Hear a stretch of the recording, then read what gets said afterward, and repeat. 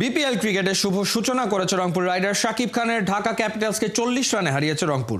প্রথমে ব্যাট করতে নেমে 6 উইকেটে 191 রান করে ওরা। জবাব দিতে নেমে 151 রানে থামে ঢাকা। রহমান পেয়ারের রিপোর্ট। বিপিএল ক্রিকেটের দ্বিতীয় খেলা, ঢাকা ক্যাপিটালস আর রংপুর রাইডার্সের মোকাবিলা। টস জিতে রংপুরকে ব্যাটিংয়ে পাঠালো ঢাকা।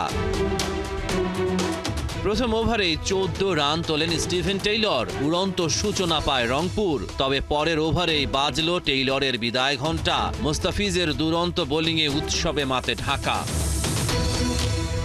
বোলিংয়ে এসে আলাউদ্দিন বাবুও ছড়ালেন আলো। অ্যালেক্স হেলসের স্টাম্প ভাঙল।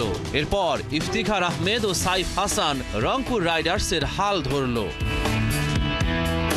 10 ওভার শেষে রংপুরের সংগ্রহ 2 উইকেটে 76। সাইফ আর ইফতিখার দিতে থাকেন প্রতিপক্ষের বোলারদের যথাযথ উত্তর। 89 রানের জুটি গড়েন সাইফ ইফতিখার। সাইফের পর ইফতিখারকে ফিরিয়ে আলাউদ্দিন বাবু ঢাকা ক্যাপিটালসকে করেন উদ্ধার। 33 বলে 40 সাইফ হাসানের ব্যাটে। 38 বলে ইফতিখার 49 রান করেছে। উইকেটে ঝড় তোলেন নুরুল হাসান সোহান। 11 বলেই করেন 25 রান। রংপুরকে রান পাহাড়ে তোলেন খুশদিল শাহ। 23 বলে 46 রান করে অপরাজিত থাকেন পাকিস্তানি তারকা। 6 উইকেটে 191 রান রংপুরের বোর্ডে। জবাব দিতে নেমে 6 ওভার শেষে বিনা উইকেটে 58 রান ঢাকা ক্যাপিটালসের বোর্ডে। লিটন দাস ও তানজিদ তামিম শাকিব খানের দলকে ভালো শুরু দিয়েছে। শেখ মেহেদী ঘুরিয়েছেন পাশার দান। তিনি রংপুর রাইডার্সকে ম্যাচে ফেরান। একই ওভারে উইকেট শিকার করেছেন 2টা। তানজিদ তামিমের পর হাবিবুর রহমান সোহানের ফেরা।